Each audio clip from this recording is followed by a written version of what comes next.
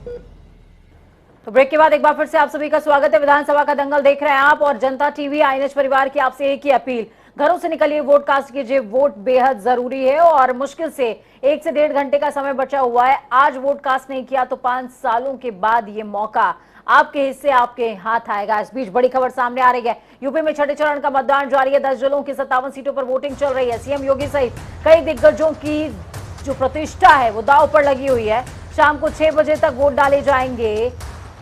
अभी सिर्फ 1.5 घंटे का समय बाकी रह गया है वोट कास्ट करने के लिए। प्रदेश की 57 सीटों पर वोट डाले जा रहे हैं। यूपी में अब केवल छठे और 7वें चरण का मतदान बचा हुआ है और छठा चरण भी राष्ट्रीय कहीं ना कहीं अब अपने अंतिम पड़ाव पर है। 1.5 घंटे का समय बाकी रह गया वाकई। और 7वें चरण के लिए चुनाव भी जोरों पर है, प्रचार जो किया जा रहा है। इसके बाद 10 मार्च का इंतजार रहेगा। यूपी विधानसभा चुनाव के नतीजे जो हैं वो 10 तारीख को आ जाएंगे। तो शाम 6 बजे तक वोट डाले जाने हैं। वोट डालने के लिए सिर्फ 1.5 घंटा बाकी है। वाकई जैसा कि पूजा ने कहा कि आईएनएच परिवार, जनता टीवी परिवार आपसे यही अपील कर रहा है कि कुछ ही वक्त बाकी है, तो जिन्होंने वोट नहीं डाला है वो अपने मत का जरूर इस्तेमाल करें, क्योंकि छठवा जो चरण है इसके लिए 57 सीटों पर वोट डाले जा रहे हैं। लगभग 1.25 करोड़ मतदाता है। तो ऐसे में उम्मीद यही की जा रही है कि तमाम मतदाता जो है वो पहुंचे पोलिंग बूथ तक और वोट जरूर डालें।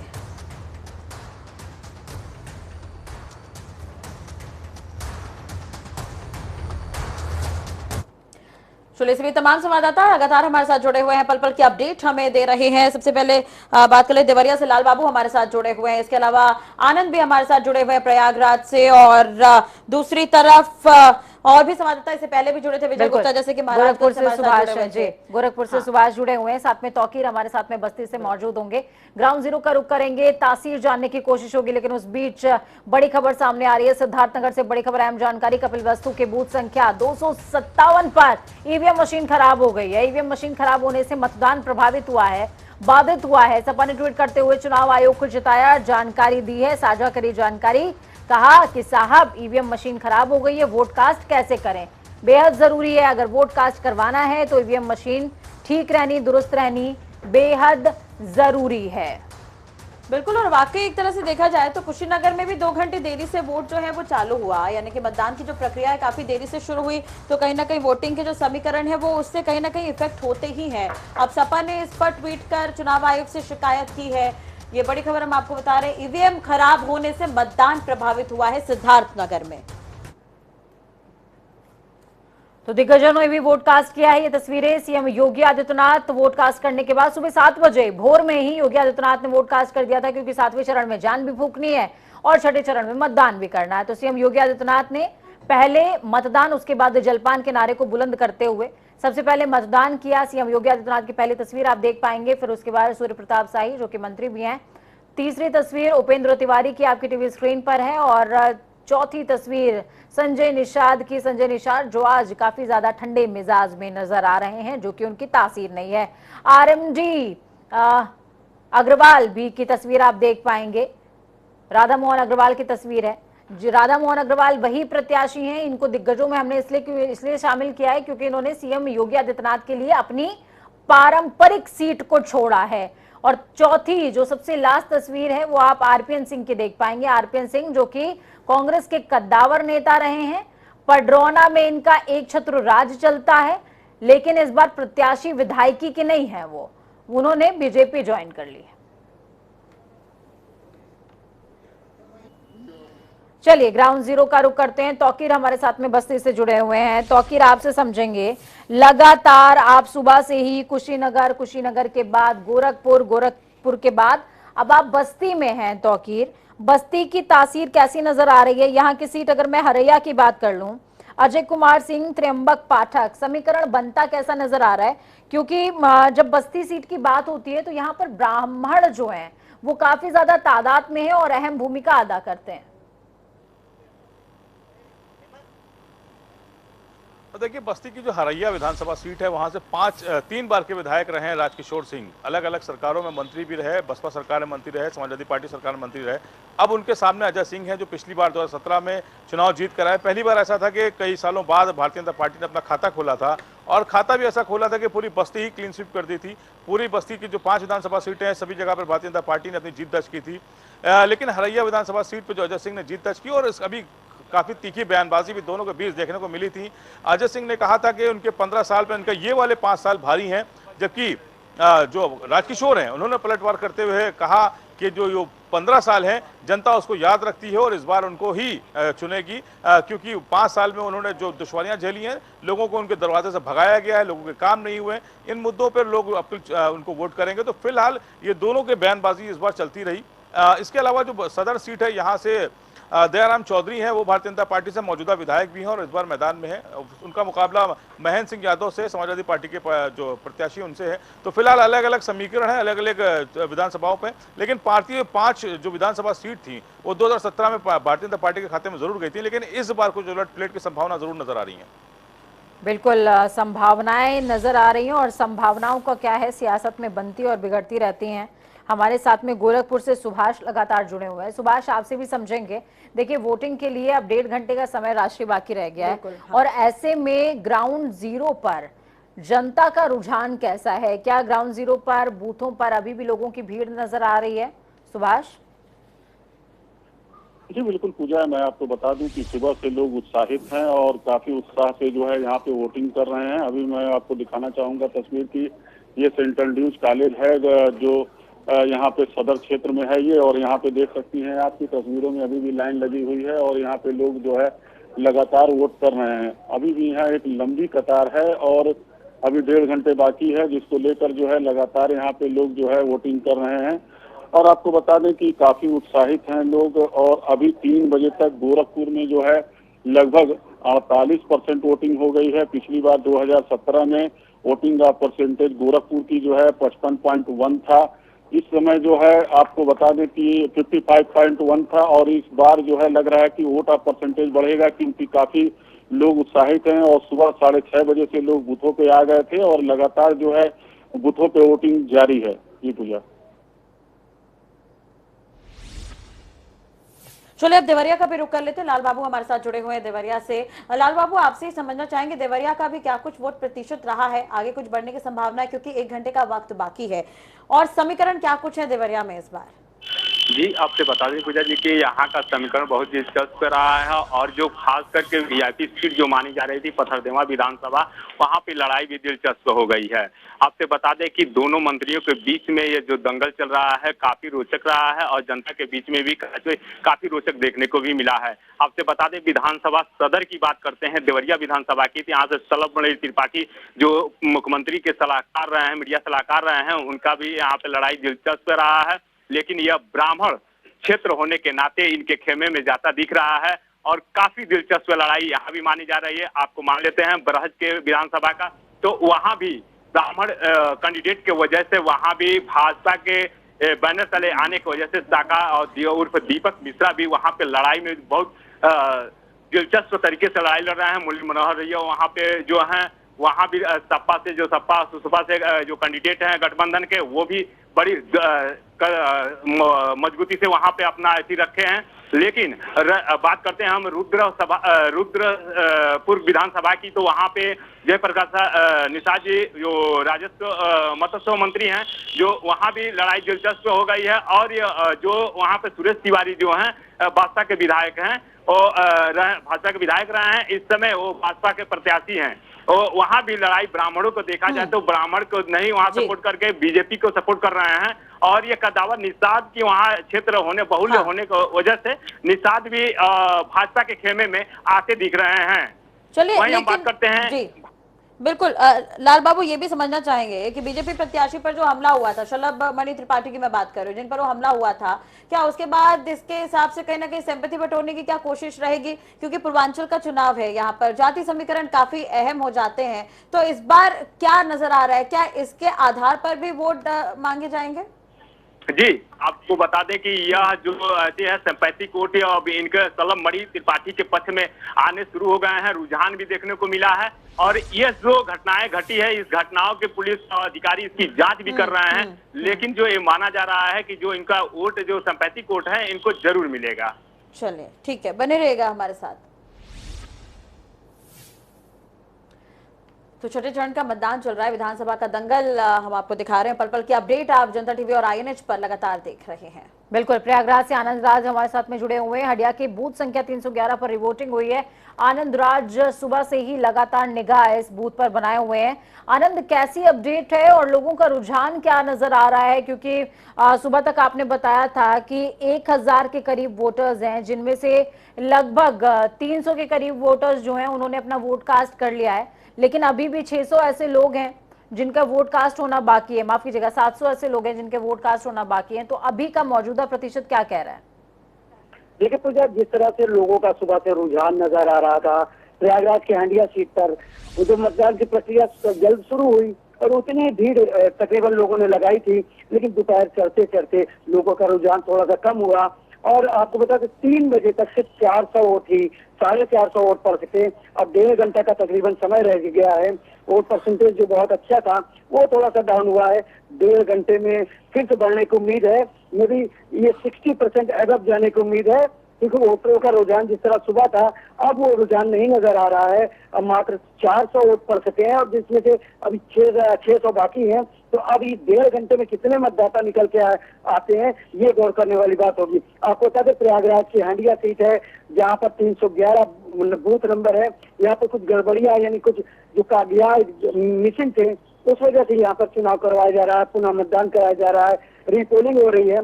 इसको लेकर पुलिस ने सुरक्षा व्यवस्था काफी कर रखी है। और जो वोटर्स की बात करें, उनका रुझान भी ठीक चल रहा है।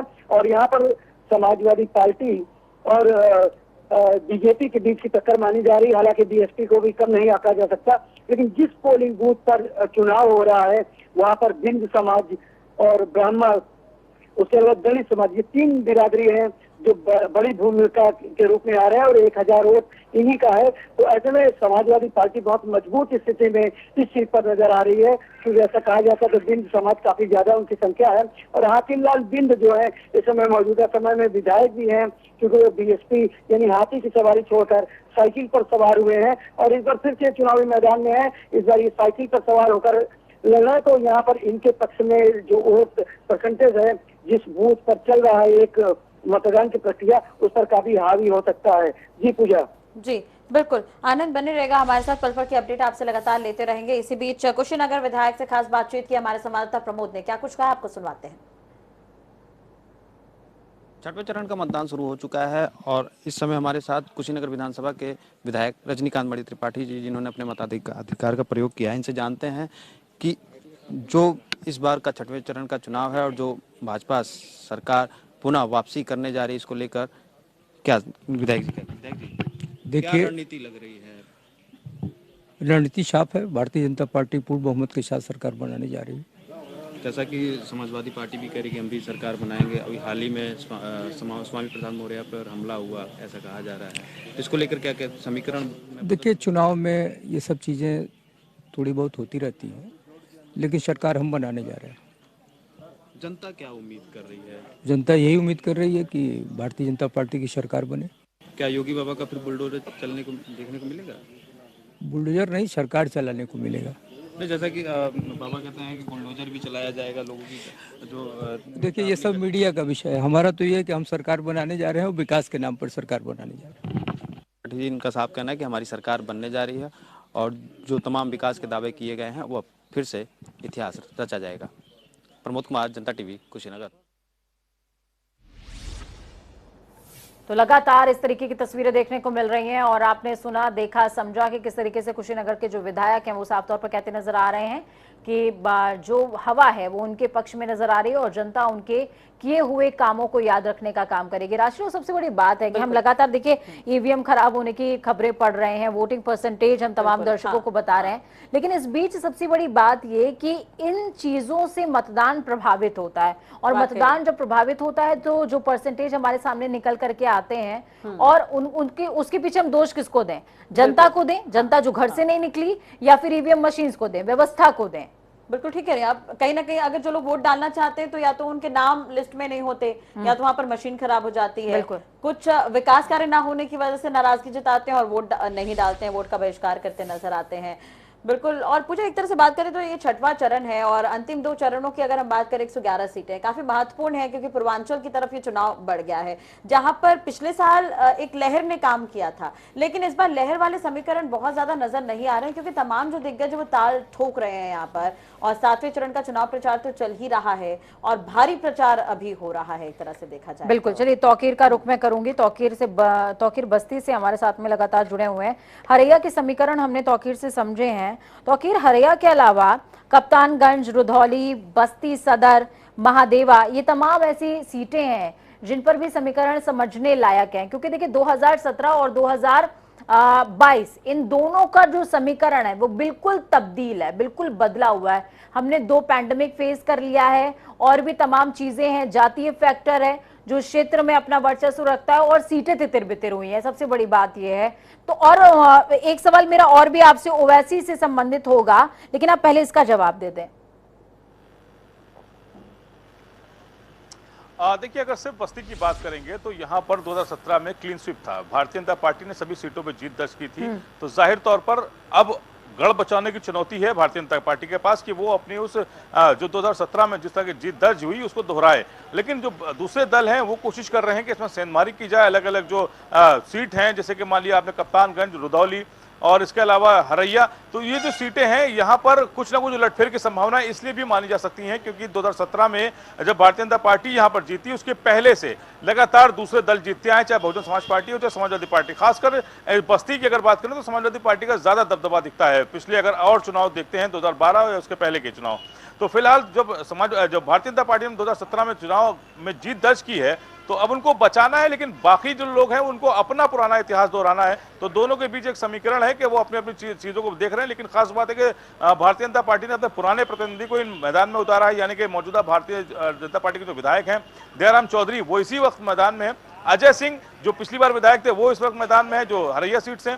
तो ज्यादातर सीटों पे पुराने विधायक ही जो मौजूदा विधायक है उन्हीं को मौका दिया गया है और समाजवादी पार्टी ने उन लोगों को मौका दिया है जो कद्दावर रहे, पहले चुनाव जीतते आए हैं, उनका वोट प्रतिशत बहुत ज्यादा नहीं था, बहुत ज्यादा मार्जिन से नहीं आ रहे थे, ऐसे लोगों पे दांव लगाया है। तो यही राजनीति का समीकरण पूरे उत्तर प्रदेश में दिखता है, खासकर पूर्वांचल में, कि जहां पर कई ऐसे जिले हैं, अगर पूर्वांचल की बात करें जहां पे भारतीय जनता पार्टी ने पूरे जिले पे क्लीन स्वीप किया था, तो अब उनको दोहराना थोड़ा सा चुनौती भरा जरूर होगा भारतीय जनता पार्टी के लिए। बिल्कुल चुनौती भरा होगा। और मैं AIMIM का जिक्र आपसे तौकीर कर रही थी। देखिए, थर्ड फ्रंट के तौर पर या यूं कहें कि ये जो त्रिकोणीय मुकाबला क्रिएट हुआ है, इसमें एक तरीके से जो ओवैसी की एंट्री हुई है ये वोटों का विकेंद्रीकरण करती है। और जब हम बस्ती के बारे में बातचीत कर रहे हैं तो बस्ती में ओवैसी का दखल कितना नजर आता है तौकीर? देखिए, इन सब इलाकों में ओवैसी का बहुत ज्यादा दबदबा नजर नहीं आता है, बहुत लोग भी उनसे जुड़े नजर नहीं आते हैं क्योंकि बस्ती जैसे इलाकों में वो कभी आए ही नहीं, उन्होंने कैंपेनिंग तक नहीं की। तो जाहिर तौर पर उनका जो फोकस है वो मुस्लिम बहुल इलाकों में है, आजमगढ़ है, जौनपुर है, ऐसे इलाकों में जहां पे उन्होंने कैंडिडेट, और खासकर मुबारकपुर सीट जो आजमगढ़ की है जो अगले फेज में मिलेगी हम लोगों को 7वें चरण में, मुबारकपुर में गुड्डू जमाली ऐसे विधायक थे जो बहुजन समाज पार्टी में विधायक दल के नेता थे, उसके बाद वो छोड़ के समाजवादी पार्टी में आए, समाजवादी पार्टी से उनको वादा किया गया उनको टिकट दिया जाएगा, लेकिन एंड टाइम पर आखिरी मौके पर अखिलेश यादव ने उनको टिकट नहीं दिया और वापस उनके पास कोई दल बचा नहीं था, सारे प्रत्याशी घोषित हो चुके थे, तो उन्होंने MIM का दामन थाम लिया। ओवैसी ने उनके लिए कोशिश भी की, वहां पर कैंपेनिंग भी की, लेकिन बहुत ज्यादा इंपैक्टफुल नजर नहीं आ रहे हैं क्योंकि जो लगातार हम लोग उनके दूसरे और दलों के, चाहे भारतीय जनता पार्टी हो या फिर समाजवादी पार्टी की, जब हम कैंपेनिंग देख रहे हैं वहां पर लोगों का जुड़ाव देख रहे हैं, रैलियों में लाओ लश्कर देख रहे हैं, तो उस तरह की भीड़ अभी ओवैसी के उसमें जत्थे में नजर नहीं आ रही है। तो फिलहाल बहुत ज्यादा इंपैक्टफुल तो नजर नहीं आ रहे हैं ओवैसी। ठीक है, तो फिर हो सके तो एक बार आप बूथ का नजारा तमाम दर्शकों को दिखा दीजिए कि बूथ पर इस समय मौजूदा भीड़ क्या कुछ कह रही है, ये समझना जरूरी होगा। जी बिल्कुल, ये देखिए अभी ये आपके सामने दोनों बूथ नजर आ रहे हैं, लेकिन लोगों की अगर आप देखेंगे तो भीड़ ना के बराबर हो चुकी है। अभी मुश्किल से 10-5 लोग ही अब नजर आ रहे हैं और अभी टाइम काफी बाकी है, करीब 1 घंटे ज्यादा का वक्त है, लेकिन ये तस्वीर करीब 1.5 से 2 घंटे से पहले से ऐसा ही है कि अलग अलग बूथों पे हम जा रहे हैं तो बहुत ज्यादा वहां पर लोग नजर नहीं आ रहे हैं। और ये वही माना जा रहा है कि वोट प्रतिशत जो 3 बजे तक 46% था बस्ती का, वो बहुत ज्यादा 50 के आसपास या 52 तक पहुंच सकता है। तो फिलहाल अभी इंतजार करना होगा 1 घंटे और देखना होगा कि लोग अगर घर से निकल के आते हैं तो वोट कास्ट करते हैं तो ये समीकरण कितना और आगे बदलता है। ठीक है तौकीर, बहुत शुक्रिया हमारे साथ जुड़ने के लिए। और ग्राउंड जीरो से आप लगातार सुबह से ही अहम तस्वीरें दर्शकों के साथ साझा कर रहे हैं, उसके लिए बहुत शुक्रिया। राशि, लगातार देखिए अभी जो लोग हैं वो बूथ पर पहुंचने कम हो गए हैं। साथ में सबसे बड़ी बात यह है कि 1 घंटे का समय लेकिन अभी भी बाकी है, और गाइडलाइंस है चुनाव आयोग की कि अगर बूथ के अंदर आप पहुंच जाते हैं तो आपका वोट कास्ट करवाया जाएगा। चलिए, और कहीं ना कहीं चुनाव आयोग पूरी तरह से ये कोशिश तो कर रहा है कि जो मतदान है वो सफलतापूर्वक हो जाए। कुछ कमियां जो है वो निकल कर सामने आ रही है। और भी संवाददाता हमारे साथ लगातार बने हुए हैं। देवरिया से लाल बाबू भी हमारे साथ बने हुए हैं। लाल बाबू, क्या आप तक मेरी आवाज पहुंच रही है? आवाज आपकी मिल रही है? जी जी, लाल बाबू, आपसे यही समझना चाहेंगे, देवरिया भी काफी महत्वपूर्ण सीट है, तो यहाँ पर जातीय समीकरण किस तरह के हैं? क्योंकि देवरिया सीट यानी कि पूर्वांचल की सीट है, अहम सीट है। अगर हम बात करें विकास के मुद्दों की, तो कौन से महत्वपूर्ण मुद्दे जिसके आधार पर वोटरों ने यहाँ पर मतदान किया है? देखिए, यहाँ सबसे महंगाई के मुद्दे को लेकर यहाँ जो भी वोटर हैं वोटिंग किए हैं, अपना वोट दिए, मतदान दिए हैं। और ये दूसरी बात ये है कि यहाँ पे अपराध पे जो नकेल कसी गई है उस मुद्दे पे रखे हैं। फिर रोजगार के मुद्दे पे इन्होंने अपना मत को प्रयोग किया है। और सबसे बड़ी बात जाति की जब बात आती है तो जाति यहाँ पे एससी की बात की जाए तो यहाँ पे एससी जो भी वोटर हैं साइलेंट मूड में हैं, और वो जो खेमा उनका बना हुआ उस खेमे से बाहर नहीं आ रहे हैं। चाहे कितने भी फ्री में राशन मिले, चाहे जैसे भी मिले, जिसको भी मिले हों, लेकिन वह साइलेंट वोट है। वह वोट एकदम एक तरफा बीएसपी की तरफ जाते हुए दिखा। और यह यहाँ ब्राह्मण वोटर की बात करते हैं तो ये ब्राह्मण वोट ये जहाँ भी हैं वोटर हैं, और ये जहाँ भी हैं वह बीजेपी को ही वोट करते नजर आए हैं और सपोर्ट करते हुए हैं। कहीं भी जो प्रत्याशी को देखा जाए, प्रत्याशी देखकर ही यहाँ पर वोट किया गया है। लेकिन लाल बाबू, जब हम ब्राह्मण वोटर्स की बात कर रहे हैं तो ब्राह्मण वोटर्स में बंटवारा होता है हमेशा से ही। ब्राह्मण वोटर कुछ बीजेपी की साइड जाता है, कुछ कांग्रेस का कोर वोटर होता है, कुछ ना कुछ वो बीएसपी की तरफ छिटक जाता है। तो ब्राह्मण जो वोटर्स हैं उनमें विकेंद्रीकरण देखने को मिलता है, और ये विकेंद्रीकरण का लाभ किसको मिल सकता है देवरिया क्षेत्र में?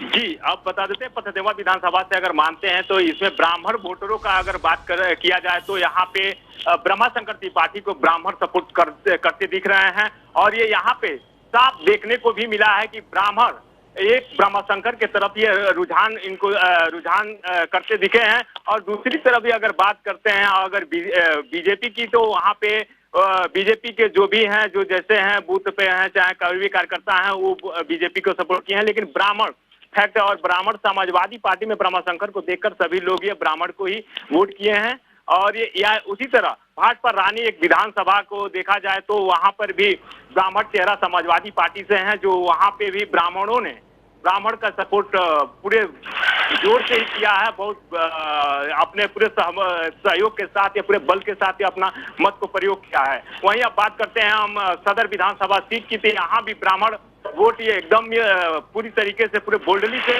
एक क्या नाम है ब्राह्मण प्रत्याशी के तरफ ये रुख करते नजर आए हैं। चलिए, और लाल बाबू, वैसे कहीं ना कहीं देवरिया में व्यक्तित्व की लड़ाई भी है, तो उस पर भी नजर बनी रहेगी। जाति समीकरण तो है ही, लेकिन व्यक्तित्व वर्चस्व भी यहाँ पर देखने को मिला है। तो पल पल की अपडेट लगातार हम दे रहे हैं। छोटे चरण के मतदान की महा कवरेज आप जनता टीवी और INH पर देख रहे हैं। और एक बार फिर अपील यही पूजा कि जिन लोगों ने वोट नहीं डाला है, कुछ ही वक्त बाकी है, वोट जरूर करें। बिल्कुल, वक्त यहाँ पर छोटे से ब्रेक का है, लेकिन ब्रेक के उस पार खबरों का सफर लगातार जारी है। और हमारी आपसे एक ही अपील, वोट कास्ट करना बेहद जरूरी है।